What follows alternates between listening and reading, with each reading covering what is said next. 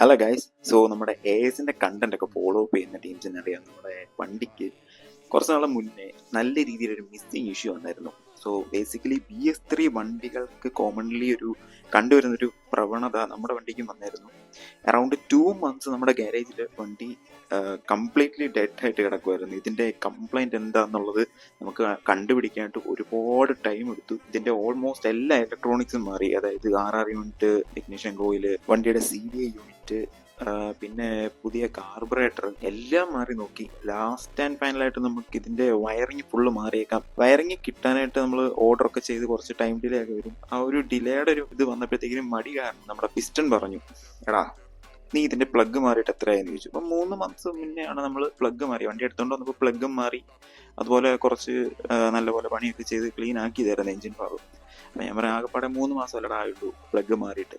അങ്ങനെ പറഞ്ഞു. അപ്പോൾ പറഞ്ഞാടാ ഒന്ന് വെറുതെ ഒന്ന് പ്ലഗ് മാറി നോക്കാമെന്ന് പറഞ്ഞിട്ട് ജസ്റ്റ് സെന്റർ പ്ലഗ്, അതായത് 3 പ്ലഗാണല്ലോ വരുന്നത്, ഇതിൽ സെന്റർ പ്ലഗ് മാറിയപ്പോൾ തന്നെ വണ്ടിയുടെ പകുതി മിസ്സിങ് കഴിഞ്ഞു.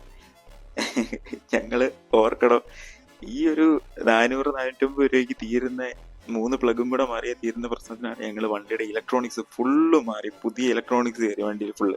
കുറച്ചുകൂടെ വെയിറ്റ് ആക്കി വരുന്നെങ്കിൽ പുതിയ ഹാർനസ് വന്ന് കയറ്റിയേനെ.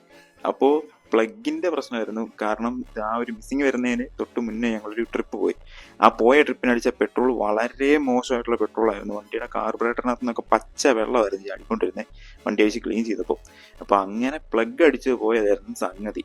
ആ ഒരു ഇൻസിഡന്റിന് ശേഷം പിന്നെ നോർമൽ പെട്രോൾ അടിച്ചിട്ടില്ല, ഓൺലി പവർ പെട്രോൾ. മിസ്സിംഗ് ഉള്ള NSO ASO ഒക്കെ ഉള്ള ആൾക്കാരുണ്ടെന്നുണ്ടെങ്കിൽ ജസ്റ്റ് വീഡിയോ ഒന്ന് ഷെയർ ചെയ്തിട്ടു.